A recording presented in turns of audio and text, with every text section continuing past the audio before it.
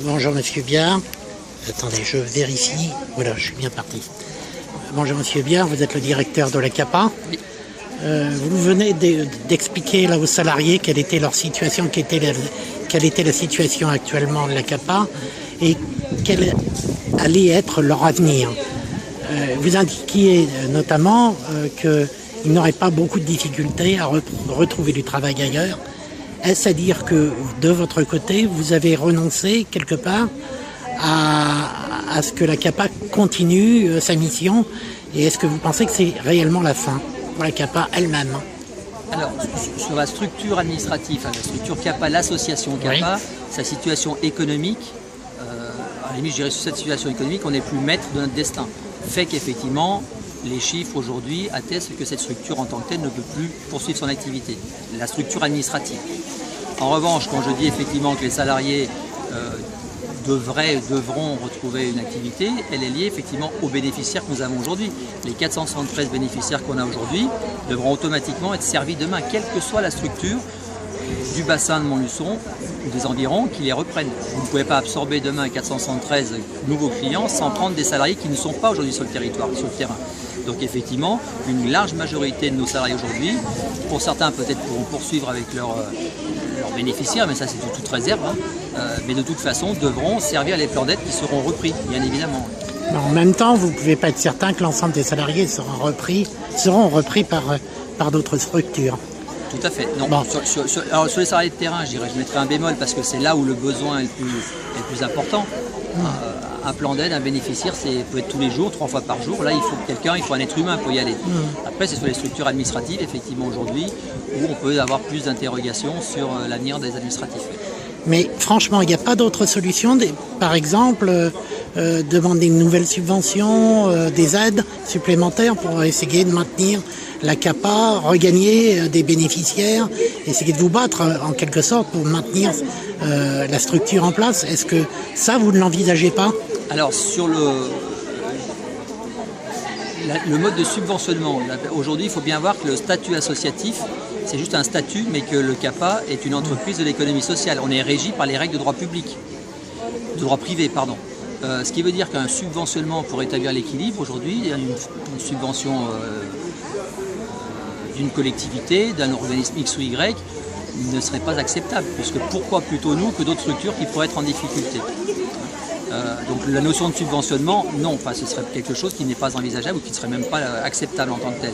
Ensuite, sur l'activité même, il faudrait que le CAPA puisse générer 30 à 35 000 euros de résultats nets, d'excédent, pendant 10 ans, pour pouvoir éponger le passif qu'il a aujourd'hui. Honnêtement, avec l'activité qu'on a, et se projeter comme ça sur une dizaine d'années, c'est absolument pas possible sur une structure comme les nôtres.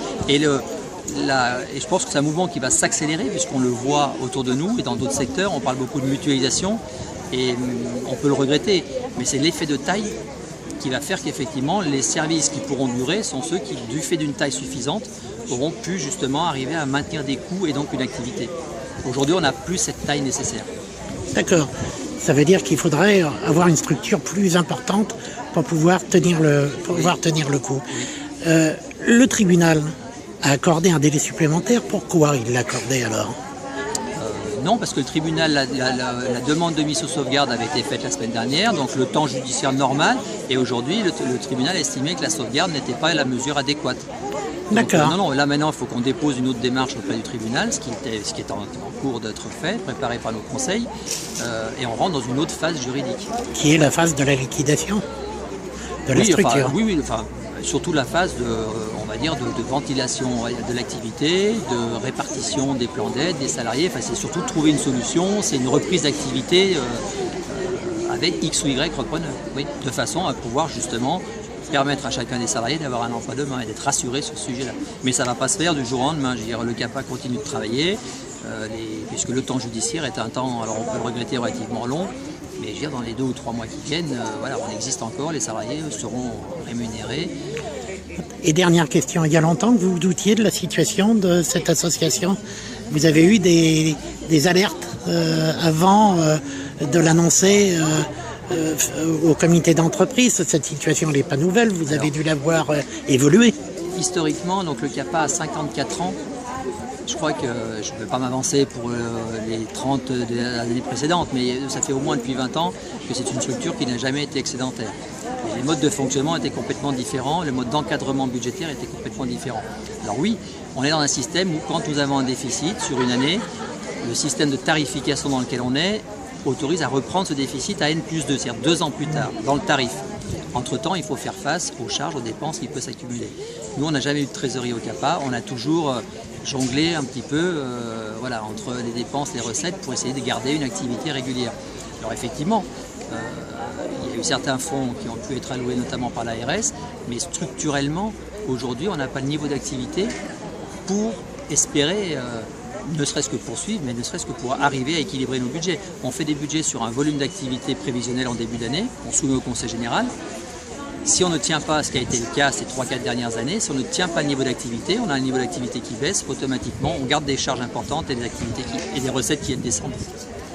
Eh bien écoutez, je vous remercie monsieur. Je vous remercie.